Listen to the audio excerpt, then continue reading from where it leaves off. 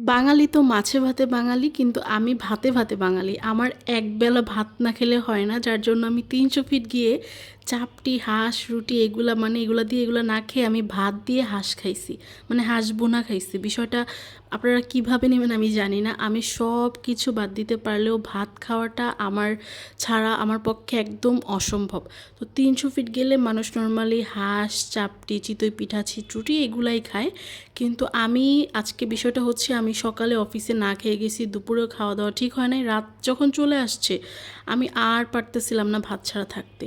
So আমরা order করেছিলাম চাপটি, তারপরে হাঁসের মাংস, গরুর মাংস, তারপরে হচ্ছে ছিটরুটি, চিতই পিঠা, অনেক কিছু ছিল।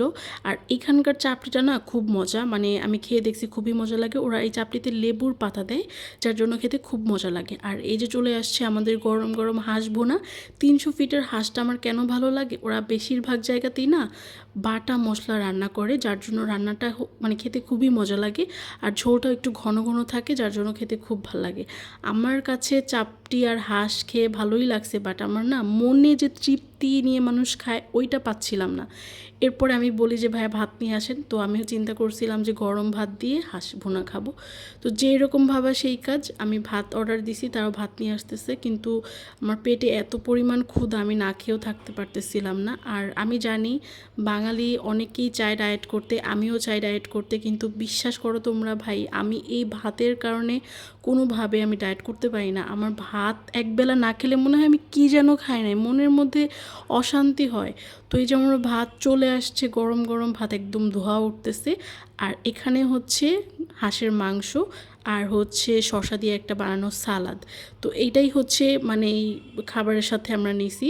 তো আমি অনেক দিন ধরে চাচ্ছিলাম যে হাঁসের মাংস দিয়ে ভাত খাবো, যেহেতু হাঁসের মাংস পরিষ্কার করা, রান্না করাটা খুবই কষ্টের একটা ব্যাপার, এই জন্য ভাবলাম যে ৩০০ ফিট গিয়েই খাবো।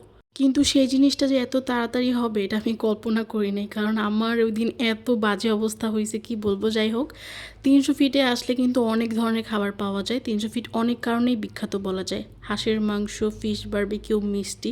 তবে আমার মনে হয় ৩০০ ফিটটা মানুষ হাঁস দিয়েই চেনে।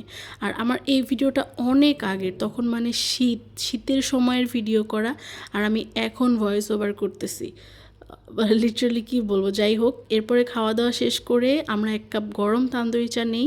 ভেবেছিলাম চাটা খুব মজা হবে, বাট একদম বাজে একটা চা। উপরে শুধুমাত্র গুঁড়া দুধ দেওয়া ছিল, চায়ে কোনো স্বাদ ছিল না, কোনো টেস্ট কিচ্ছু ছিল না, মানে একদম বাজে। এটা নিয়েছিল মেবি 50 টাকা, মানে পুরাই ওয়েস্ট অফ মানি।